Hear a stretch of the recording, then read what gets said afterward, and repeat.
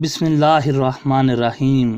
السلام علیکم عزیز دوستو، امید کرتا ہوں آپ سب خیریت سے ہوں گے۔ حضرت فقیر رحمت اللہ علیہ یہ حکایت نقل فرماتے ہیں کہ بنی اسرائیل میں ایک عابد شخص تھا جسے اللہ تعالیٰ نے ظاہر و حسن و جمال بھی بہت دے رکھا تھا۔ اپنے ہاتھ سے زنبیل بناتا اور فروخت کر کے بسر اوقات کرتا تھا۔ ایک دن وہ بادشاہ کے دروازے کے سامنے سے گزرا۔ بادشاہ کی بیوی کی خادمہ نے اسے دیکھ لیا۔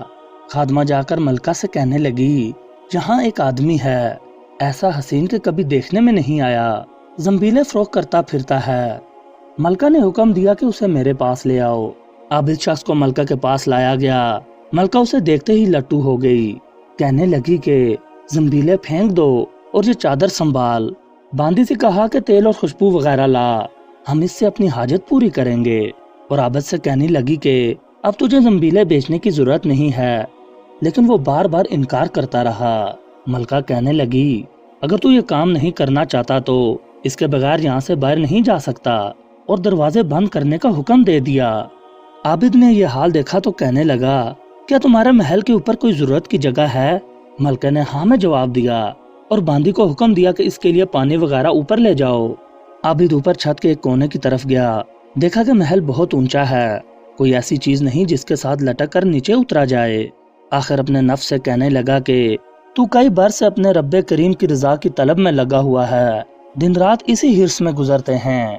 تجھ پر آج ایک شام ایسی آئی ہے جو تیری اس تمام محنت کو ضائع کر دے گی۔ واللہ تجھ سے بڑھ کر کوئی خائن نہ ہوگا۔ اگر یہ شام تیرے اعمال کو فاسد کر گئی تو آخر میں اللہ کو کیا منہ دکھائے گا؟ اسی طرح وہ اپنے آپ کو ملامت کرتا رہا۔ حضور صلی اللہ علیہ وآلہ وسلم فرماتے ہیں کہ اس کے بعد اس نے بلندی سے کود جانے کا تہیہ کر لیا تو اللہ تعالیٰ نے حضرت جبرائیل علیہ السلام کو ندا دی تو انہوں نے لبیک کہہ کے جواب دیا۔ ارشاد ہوا، میرا بندہ میری ناراضگی سے بچنے کے لیے جان کی بازی لگا رہا ہے، جا اپنے پروں سے اسے تھام لے اور اس کو ذرہ بھی تکلیف نہ ہونے پائے۔ چنانچہ حضرت جبرائیل علیہ السلام نے اپنے پر پھیلا دیے اور اسے پکڑ کر یوں زمین پر رکھ دیا جیسے ایک مہربان باپ اپنے بیٹے کو رکھتا ہے، اور پھر فرمایا گیا، عابد وہاں سے گھر گیا، زنبیلیں وغیرہ وہیں رہ گئی۔ سورج غروب ہو رہا تھا۔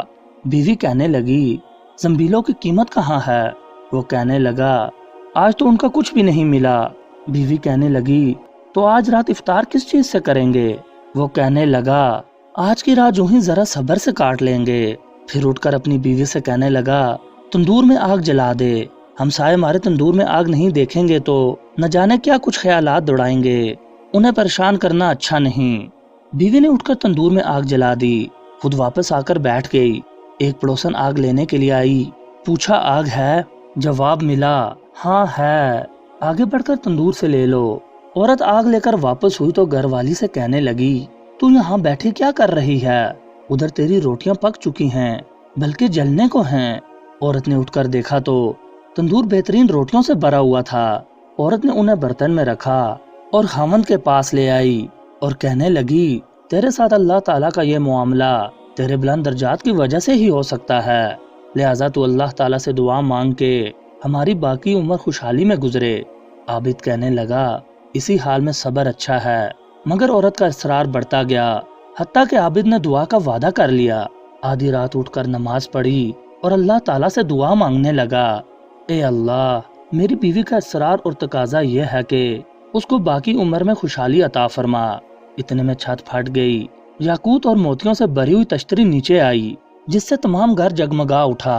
عابد نے بیوی کا پاؤں دبایا جو قریب ہی سو رہی تھی اور کہا کہ اٹھ کر بیٹھ، تم جو کچھ مانگتی تھی وہ سنبھال لے۔ وہ اٹھ کر کہنے لگی، اس مقصد کے لیے تو نے مجھے نہ ہی جگایا ہوتا، میں خواب دیکھ رہی تھی، سونے کی بہت سی کرسیاں بچھی ہوئی ہیں جو یاقوت اور دوسرے جواہرات سے سجی ہوئی ہیں، مگر ان میں سوراخ ہیں۔ میں نے پوچھا، یہ کرسیاں کس کی ہیں؟ جواب ملا، یہ تیرے خاوند کے بیٹھنے کے لیے ہیں۔ میں نے پوچھا، یہ سوراخ کیا ہیں؟ جواب ملا، یہ وہی نقص ہیں جو دنیا کی جلد بازی کی وجہ سے واقع ہوئے ہیں۔